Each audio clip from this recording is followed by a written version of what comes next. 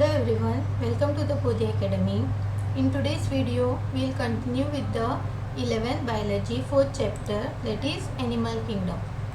So, in this chapter, we had learned all about this classification of animals into different types. We have learned about the phylum Porifera, phylum Cnidaria, then Ctenophora, Platyhelminthes, Coelenterata, then annelids.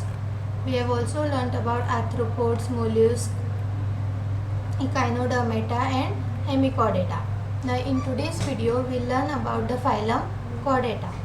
Now the animals belonging in phylum Chordata have common features, that is the presence of a notochord, a dorsal hollow nerve cord.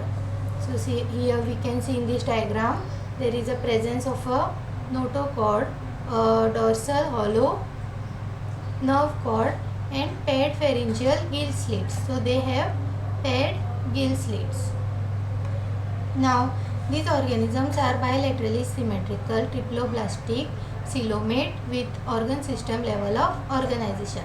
All these characters we have discussed in the earlier videos.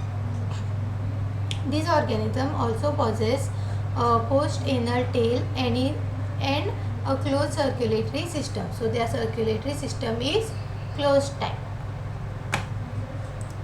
So let us see over here. See, phylum Chordates, presence of notochord, have dorsal hollow nerve cord and paired pharyngeal gill slit. They are bilaterally symmetrical, triploblastic, coelomate with organ system level of organization. The closed circulatory, they have closed circulatory system, ventral heart and post-anal tail is present. And then here we have some differences between the chordates and non-chordates. So in chordates the notochord is present, that is why they are called the chordates. Then in non-chordates the notochord is absent. Then central nervous system is dorsal, hollow and single in chordates, whereas in non-chordates it is ventral, solid and double. Then in chordates pharynx perforated by gill slit, whereas in non-chordates the gill slits are absent. In chordates the heart is ventral and in non-chordate heart is dorsal, that is if present in those organisms. Then they have a post-anal part, tail is present, whereas in non-chordates it is absent.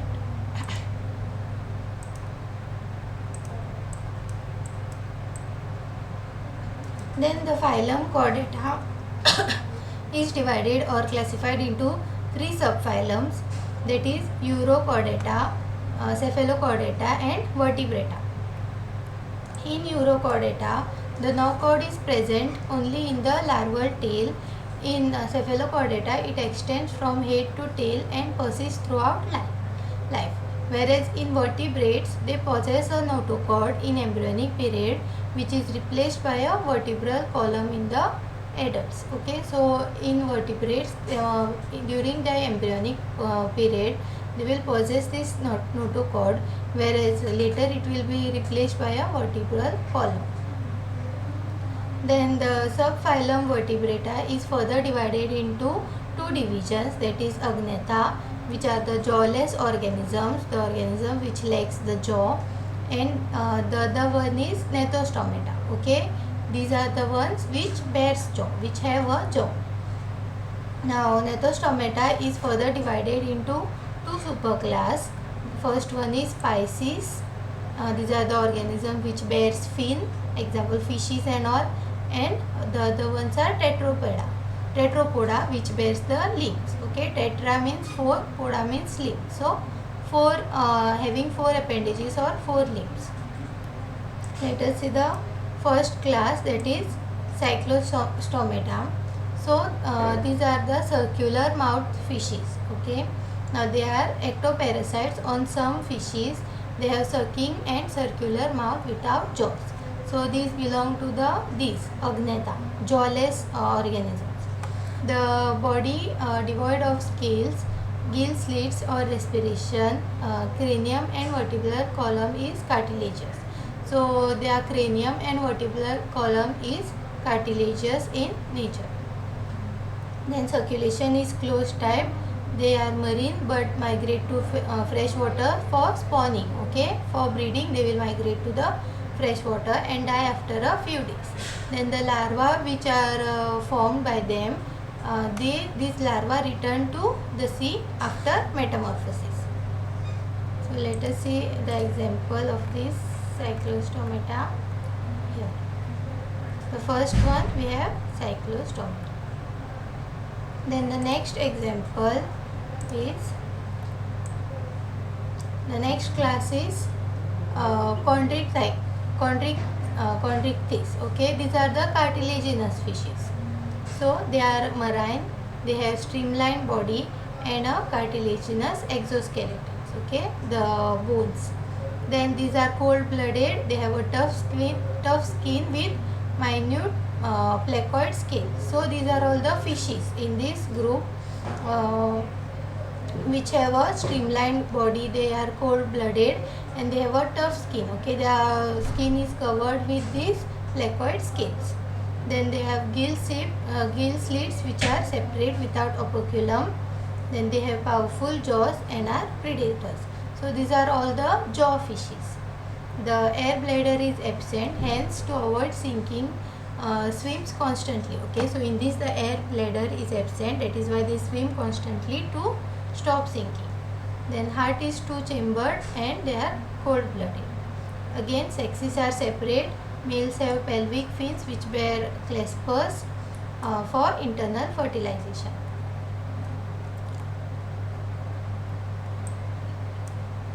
Then the next class is the body fish. Okay, these are the osteichthyes.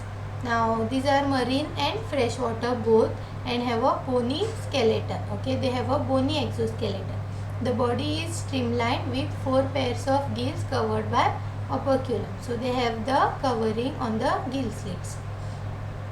Then skin is covered with scales. Again, the air bladder is present in these fishes. Okay, so these bony fishes have the presence of air bladder.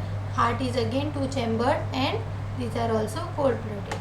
Again, the sexes are separate. Fertilization is external and these are oviparous in development. Let us see the example. So here we have the cartilaginous fishes, Scoliodon and Pristis.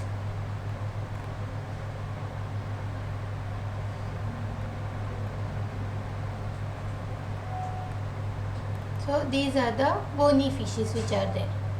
Okay, hippocampus and catla. Then the next class which we have or the next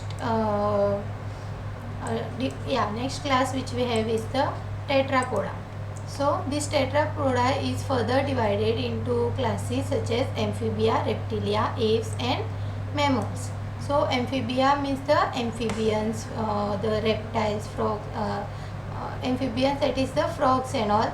Then class reptilia is all the reptiles, snakes and all. Aves are all the birds and mammals are we are included in mammals. Then goats, cows, monkeys, all of those are the mammals. So let us see the characters of these classes. The amphibians can live in aquatic as well as terrestrial habitat. They have 2 pairs of limbs and their skin is moist without the scales. So they can survive in both aquatic as well as terrestrial conditions. They have 2 pairs of limbs and their skin is moist without the presence of scales. Then reptiles, they are mostly terrestrial animals. Limb 2 pair if present. Okay, if the limbs are present, they will have 2 pairs of limbs.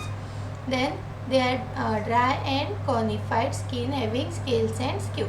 So these their skin is mostly dry and there is a presence of scales. Then aves, the presence of feathers for flying. So these are all the birds which are included in this and they have feathers for flying. Forelimb is modified into wings and skin is dry without glands. Long bones are hollow and with air cavity. So their bones are hollow which are filled with the air cavity. Then mammals, These are mostly terrestrial. A few of these can fly and live in water. They also have two pairs of limbs. Then the character of another character of mammals is that the skin possesses hair. Mammary gland is present to produce milk. Then in amphibians, the respiration is by gills, lungs or skin. In reptilians, the respiration is by lungs. In aves, respiration is by lungs, and in mammals also the respiration is by lungs. Then in amphibia, heart is three-chambered and they are cold-blooded. They are oviparous animals, meaning they lay eggs to reproduce. Then in reptiles, the heart is three-chambered. Only crocodile has four-chambered hearts. These are also oviparous organisms. Then the next ones are the aves. In aves, the heart is four-chambered and these are the warm-blooded organisms. These are also oviparous organisms. And the last ones, mammals. Mammals also have four-chambered heart. These are viviparous or oviparous. Either they directly give birth to the young ones or they lay eggs. So here we can see some examples of amphibia. Then these are all the reptiles: crocodile, turtle, snakes. Then here we have the aves. Okay. And finally the mammals: kangaroo, bats, humans. So this is all in this chapter. Thank you for watching my video. Please like, share and subscribe to the Bodhi Academy.